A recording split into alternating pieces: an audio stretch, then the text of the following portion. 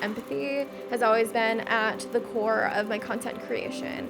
I want to do so many things, be so many people, lead so many lives.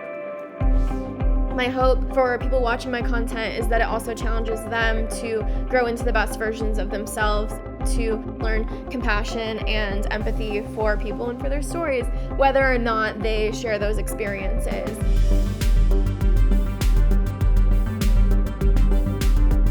I'm Jenna Larson, and I'm a YouTuber and filmmaker.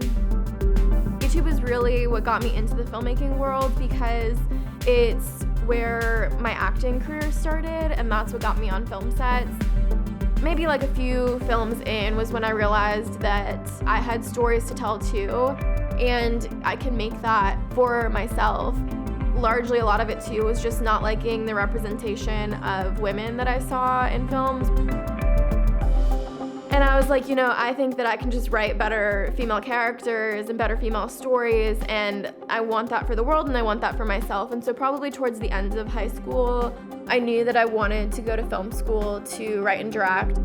I can't sit in the moment forever, but I can immortalize it through my pen. My directing thesis class was about personal filmmaking, and so we had to turn essentially stories from our life into short films.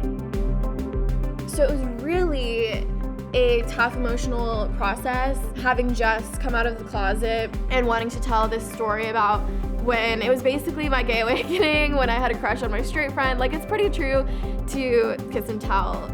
I really didn't anticipate that people would connect to it so much. It was really getting my story out in the world in like an artistic format. And so the response, people who really related to that story, was awesome in general, but especially was really humbling and nice in a time when I had just come out.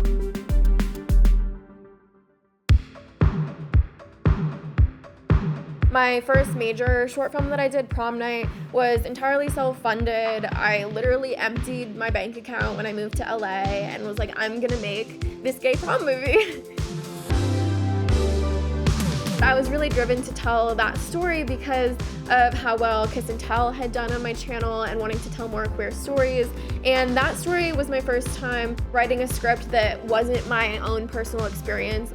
I have seen so many prom films, but at the time I had never seen a queer prom film like that, and also one that highlighted a bisexual character. I want to be able to hold your hand without being afraid of what everyone thinks. And I want to be able to dance with you and bring you to prom and have fun with you and be with you because my future is with you. So Prom Night was accepted at some film festivals and got some traction in that sense, which was really cool too, kind of seeing it in a theater for the first time and realizing that I could have a career on the internet and in the independent film festival type world, and like one didn't negate the other.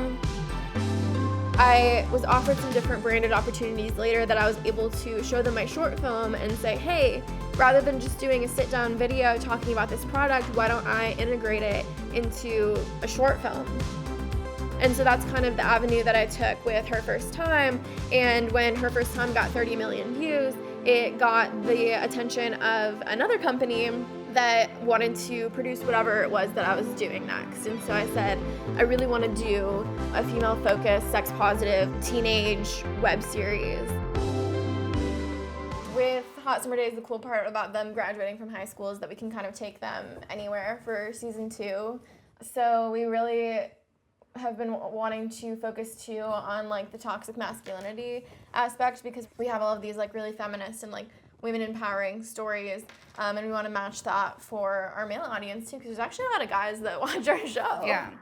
I feel like representation is so extremely important in having, realistic portrayals of women on screen and portrayals of queer people and just the different kinds of stories that there are, because it's what puts empathy in people's hearts that may not have met people like that or shared those experiences. And so an overall goal is really just to connect people and create a space for compassion for people.